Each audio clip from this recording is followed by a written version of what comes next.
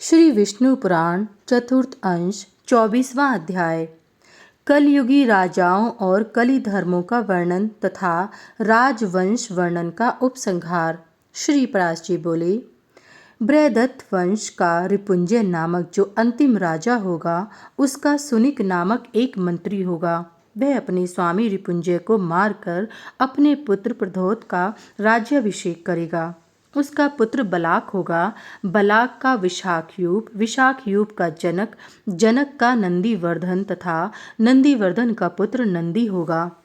ये 5 प्रघोत वंशीय नृपतिगण 148 वर्ष पृथ्वी का पालन करेंगे। नंदी का पुत्र शिशुनाभ होगा, शिशुनाभ का काकवर्ण, काकवर्ण का क्षेमधर्मा, क्षेमधर्मा का शतौजा, शतौजा का विदिशार, विदिशार का अजातशत्रु, अजातशत्रु का अर्भक, अर्भक का उदयन, उदयन का नंदीवर्धन और नंदीवर्धन का पुत्र महानंदी होगा। ये शिशुनाभ वंशीय नृपतिगण 362 वर्ष पृथ्वी का शासन करेंगे। महानंदी के शूद्रा के गर्भ से उत्पन्न महापद्म नामक नंद दूसरे परशुराम के समान संपूर्ण क्षत्रियों का नाश करने वाला होगा। तब से शूद्र जातीय राजा राज्य करेंगे। राजा महापद्म संपूर्ण पृथ्वी का एक छत्र और अनुल्लंघित राज्य शासन करेगा।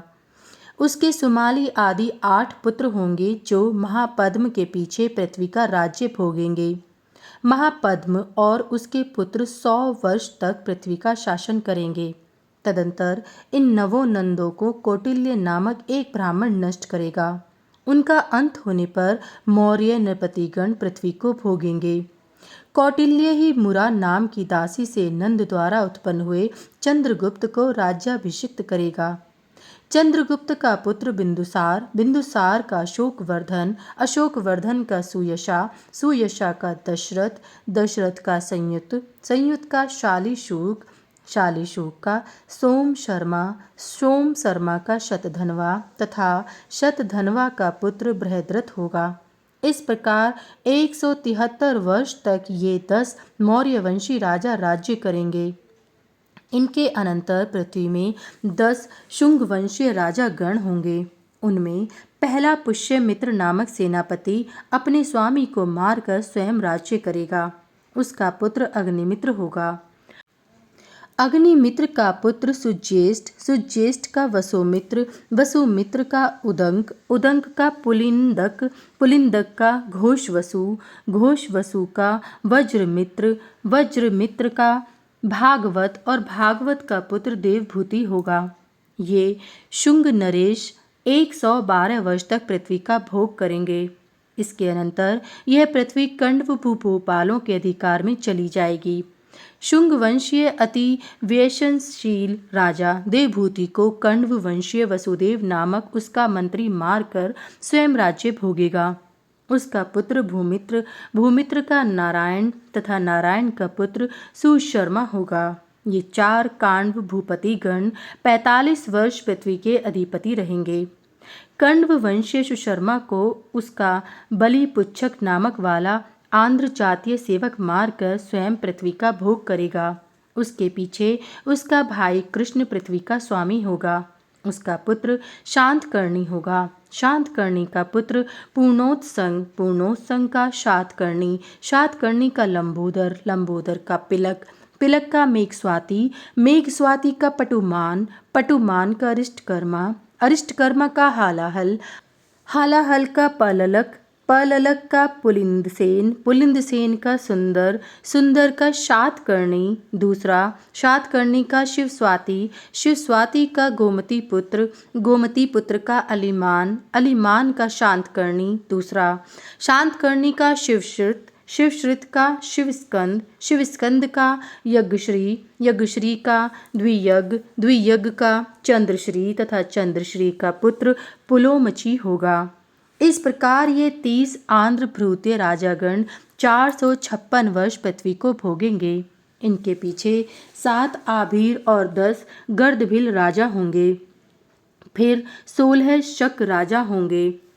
उनके पीछे 8 यवन, 14 तुर्क, 13 मुंड, गुरुंड और 11 मौन जातीय राजा लोग 1090 वर्ष पृथ्वी का शासन करेंगे। इनमें से भी 11 मौन राजा पृथ्वी को 300 वर्ष तक भोगेंगे। इनके उच्छिन्न होने पर केंकिल नामक यवन जातीय अभिषेक रहित राजा होंगे। उनका वंशधर विंध्य शक्ति होगा। विंध्य शक्ति का पुत्र पुरंजय होगा। पुरंजय का रामचंद्र, रामचंद्र का धर्मवर्मा, धर्मवर्मा का वंग, वंग का नंदन तथा नंदन का पुत्र सुनंदी होगा। सुनंदी के नंदी, यशा, शुक्र और पवेर्य 3 भाई होंगे। ये सब 106 वर्ष राज्य करेंगे। इसके पीछे 13 इनके वंश के और 3 बाहलिक राजा होंगे। उनके बाद 13 पुष्पमित्र और पटुमित्र आदि तथा 7 आंध्र मांडलिक भूपति गण होंगे तथा 9 राजा क्रमश कौशल देश में राज्य करेंगे।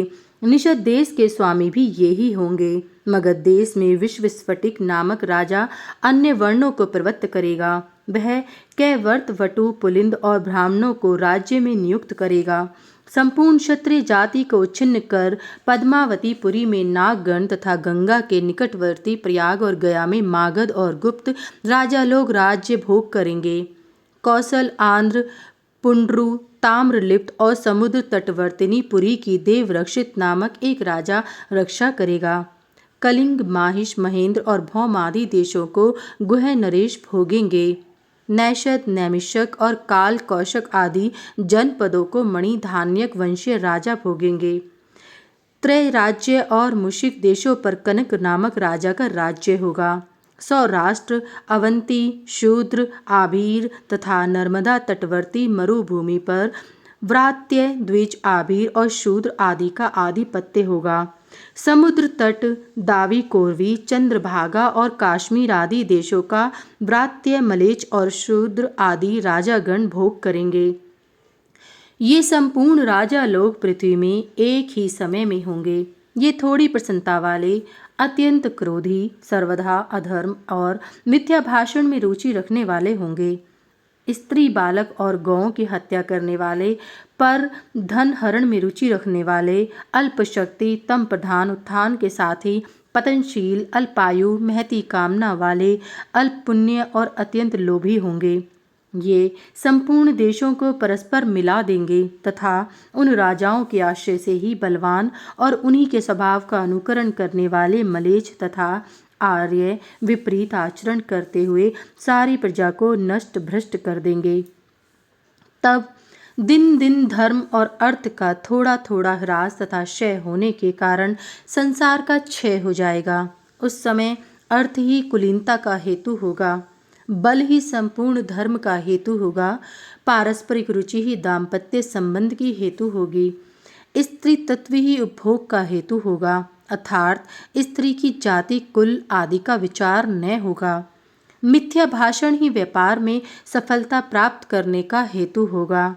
जल की सुलभता और सुगमता ही पृथ्वी की स्वीकृति का हेतु होगा, अर्थात पुण्य क्षेत्र आदि का कोई विचार न होगा। जहाँ की जलवायु उत्तम होगी वहीं उत्तम भूमि मानी जाएगी।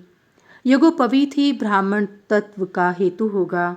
रत्नादि धारण करना ही प्रशंसा का हेतु होगा। भार्य चिन्ह ही आश्रमों के हेतु होंगे।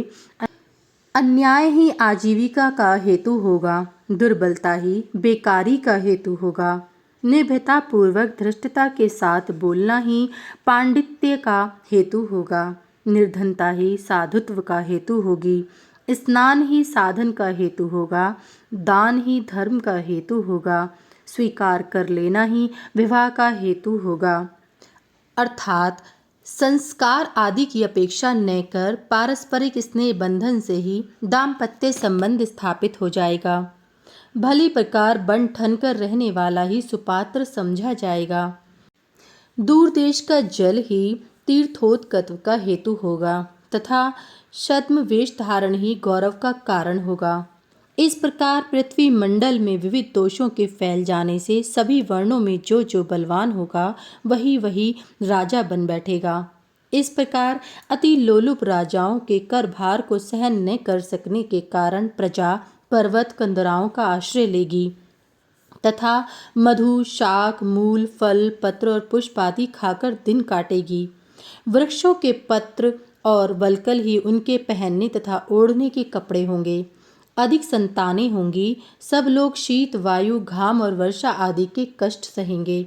कोई भी 23 वर्ष तक जीवित न रह सकेगा। इस प्रकार कलयुग में यह संपूर्ण जन समुदाय निरंतर क्षीण होता रहेगा। इस प्रकार श्रौत और स्मार्त धर्म का अत्यंत ह्रास हो जाने तथा कलयुग के प्राय बीत जाने पर शंबल ग्राम निवासी ब्राह्मण श्रेष्ठ विष्णु यशा के घर संपूर्ण संसार के रचयिता चराचर गुरु आदि मध्यांत शून्य ब्रह्म में आत्मस्वरूप भगवान वासुदेव अपने अंश से अष्टैश्वर्य युक्त कल्कि रूप से संसार में अवतार लेकर असीम शक्ति और महात्म्य से संपन्न हो सकल मलेच्छ, दस्यु, दुष्टाचारी तथा दुष्ट चित्तों का क्षय करेंगे और समस्त प्रजा को अपने अपने धर्म में नियुक्त करेंगे। इसके पश्चात समस्त कलयुग के समाप्त हो जाने पर रात्रि के अंत में जागे हुओं के समान तत्कालीन लोगों की बुद्धि स्वच्छ स्फटिक मणि के समान निर्मल हो जाएगी। उन बीजभूत समस्त मनुष्यों से उनकी अधिक अवस्था होने पर भी उस समय संतान उत्पन्न हो सकेगी। उनकी वे संतानें सतयुग के ही धर्मों का अनुसरण करने वाली होंगी। इस विषय में ऐसा कहा जाता है कि जिस समय चंद्रमा, सूर्य और बृहस्पति पुष्य नक्षत्र में स्थित होकर एक राशि पर एक साथ आवेंगे, उस समय सतयुग का आरंभ हो जाएगा। हे मुनिश्रेष्ठ, तुमसे मैंने यह समस्त वंशों के भूत, भविष्यत और वर्तमान संपूर्ण राजाओं का वर्णन कर दिया। परीक्षित के जन्म से नंद के अभिषेक तक 1050 वर्ष का समय जानना चाहिए। सप्तऋषियों में से जो पुलस्त्य और क्रतु 2 नक्षत्र आकाश में पहले दिखाई देते हैं, उनके बीच में रात्रि के समय जो दक्षिणोत्तर रेखा पर समदेश में स्थित अश्विनी आदि नक्षत्र हैं, उनमें से प्रत्येक नक्षत्र पर सप्तऋषि गण 100 वर्ष रहते हैं। हे द्विजोत्तम, परीक्षित के समय में वे सप्तऋषिगण मघा नक्षत्र पर थे। उसी समय 1200 वर्ष प्रमाण वाला कलयुग आरंभ हुआ। हे द्विज, जिस समय भगवान विष्णु के अंशावतार भगवान वासुदेव निज धाम को पधारे थे, उसी समय पृथ्वी पर कलयुग का आगमन हुआ था। जब तक भगवान अपने चरण कमलों से इस पृथ्वी का स्पर्श करते रहे, तब तक पृथ्वी से संसर्ग करने की कलयुग की हिम्मत न पड़ी थी। सनातन पुरुष भगवान विष्णु के अंशावतार श्री कृष्ण चंद्र के स्वर्गलोक पधारने पर भाइयों के सहित धर्मपुत्र महाराज युधिष्ठिर ने अपने राज्य को छोड़ दिया। कृष्ण चंद्र के अंतर्धान हो जाने पर विपरीत लक्षणों को देखकर पांडवों ने परीक्षित को राज्य पद पर अभिषिक्त कर दिया। जिस समय ये सप्तऋषिगण पूर्वाषाढ़ा नक्षत्र पर जाएंगे, उसी समय राजा नंद के समय से कलयुग का प्रभाव बढ़ेगा। जिस दिन भगवान कृष्ण चंद्र परमधाम को गए थे, उसी दिन कलियुग उपस्थित हो गया था। अब तुम कलयुग की वर्ष संख्या सुनो। हे द्विज, मानवीय वर्ष गणना के अनुसार कलयुग 3,60,000 वर्ष रहेगा। इसके पश्चात 1200 दिव्य वर्ष पर्यंत कृत युग रहेगा। हे द्विज, प्रत्येक युग में हजारों ब्राह्मण, क्षत्रिय, वैश्य और शूद्र महात्मा गण हो गए हैं। उनके बहुत अधिक संख्या में होने से तथा समानता होने के कारण कुलों में पुनरावृत्ति हो जाने के भय से मैंने उन सबके नाम नहीं बताए। पुरुवंशीय राजा देवापी तथा इक्ष्वाकु कुलोत्पन्न राजा पुरु, ये दोनों अत्यंत योग बल संपन्न हैं और कलाप ग्राम में रहते हैं। सतयुग का आरंभ होने पर ये पुनः मृत्युलोक में आकर क्षत्रिय कुल के प्रवर्तक होंगे। वे आगामी मनुवंश के बीज रूप हैं। सतयुग, त्रेता और द्वापर, इन तीनों युगों में से किसी क्रम में मनुपुत्र पृथ्वी का भोग करते हैं। फिर कलयुग में उन्हीं में से कोई कोई आगामी मनु संतान के बीज रूप से स्थित रहते हैं, जिस प्रकार की आजकल देवापी और पुरु हैं। इस प्रकार मैंने तुम्हें संपूर्ण राजवंशों का यह संक्षिप्त वर्णन दिया है। इनका पूर्णतः वर्णन तो 100 वर्षों में भी नहीं किया जा सकता। इस है शरीर के मोह से अंधे हुए ये तथा और भी ऐसे अनेक भूपति गण हो गए हैं जिन्होंने इस पृथ्वी मंडल को अपना अपना माना है। यह पृथ्वी किस प्रकार अचल भाव से मेरे पुत्रों की अथवा मेरे वंश की होगी, इसी चिंता में व्याकुल हुए इन सभी राजाओं का अंत हो गया। इसी चिंता में डूबे रहकर इन संपूर्ण राजाओं के पूर्वतरवर्ती राजा लोग चले गए और इसी में मग्न रहकर आगामी भूपतिगण भी मृत्यु मुख में चले जाएंगे। इस प्रकार अपने को जीतने के लिए राजाओं को अथक उद्योग करते देखकर वसुंधरा शरतकालीन पुष्पों के रूप में मानो हंस रही है। हे मैत्रेय, अब तुम पृथ्वी के कहे हुए कुछ श्लोकों को सुनो। पूर्व काल में इन्हें असित मुनि ने धर्मध्वजी राजा जनक को सुनाया था। पृथ्वी कहती है, अहो, बुद्धिमान होते हुए भी इन राजाओं को यह कैसा मोह हो रहा है, जिसके कारण ये बुलबुले के समान क्षणस्थायी होते हुए भी अपनी स्थिरता में इतना विश्वास रखते हैं। ये लोग प्रथम अपने को जीतते हैं और फिर अपने मंत्रियों को तथा इसके अनंतर ये क्रमश अपने भृत्य, प्रवासी एवं शत्रुओं को जीतना चाहते हैं।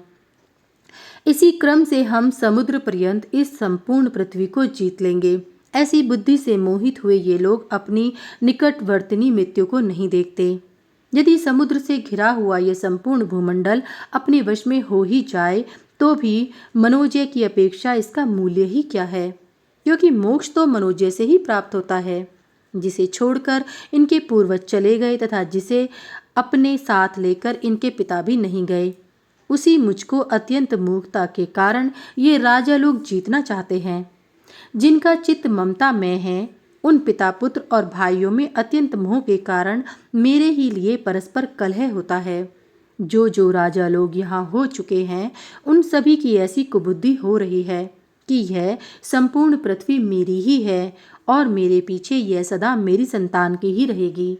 इस प्रकार मेरे से ममता करने वाले एक राजा को मुझे छोड़कर मृत्यु के मुख में जाते हुए देखकर भी न जाने कैसे उसका उत्तराधिकारी अपने हृदय में मेरे लिए ममता को स्थान देता है।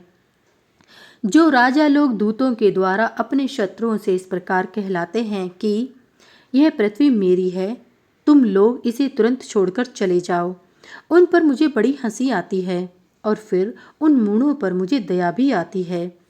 श्री पराश जी बोले, हे मैत्रेय, पृथ्वी के कहे हुए इन श्लोकों को जो पुरुष सुनेगा उसकी ममता इसी प्रकार लीन हो जाएगी जैसे सूर्य के तपते समय बर्फ पिघल जाता है।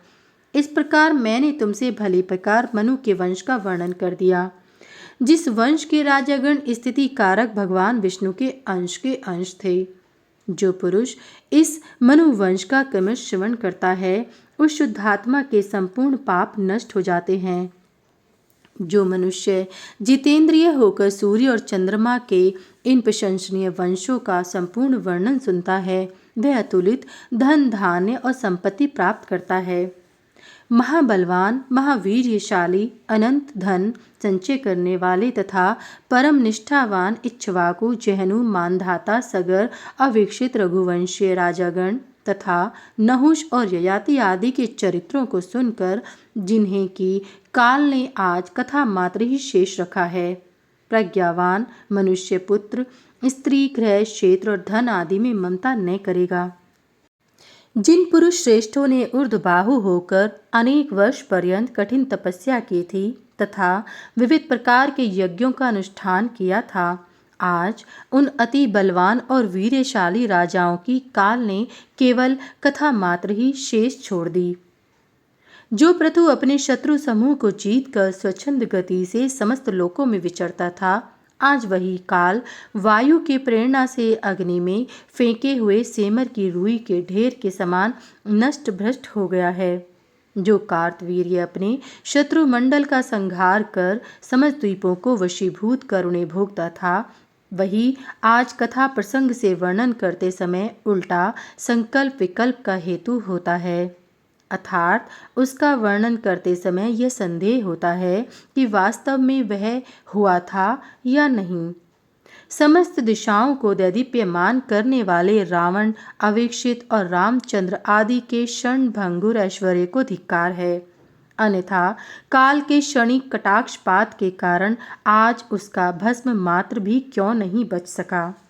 जो मानधाता संपूर्ण भूमंडल का चक्रवर्ती सम्राट था, आज उसका केवल कथा में ही पता चलता है। ऐसा कौन मंदबुद्धि होगा जो यह सुनकर अपने शरीर में भी ममता करेगा। फिर पृथ्वी आदि में ममता करने की तो बात ही क्या है। भगीरथ, सगर, ककुतस्थ, रावण, रामचंद्र, लक्ष्मण और युधिष्ठिर आदि पहले हो गए हैं, यह बात सर्वथा सत्य है, किसी प्रकार भी मिथ्या नहीं है। किंतु अब वे कहाँ हैं, इसका हमें पता नहीं। हे विप्रवर, वर्तमान और भविष्यत्कालीन जिन जिन महावीर्यशाली राजाओं का मैंने वर्णन किया है, ये तथा अन्य लोग भी पूर्वोक्त राजाओं की भांति कथा मात्र शेष रहेंगे। ऐसा जानकर पुत्र, पुत्री, क्षेत्र आदि तथा अन्य प्राणी तो अलग रहें। बुद्धिमान मनुष्य को अपने शरीर में भी ममता नहीं करनी चाहिए।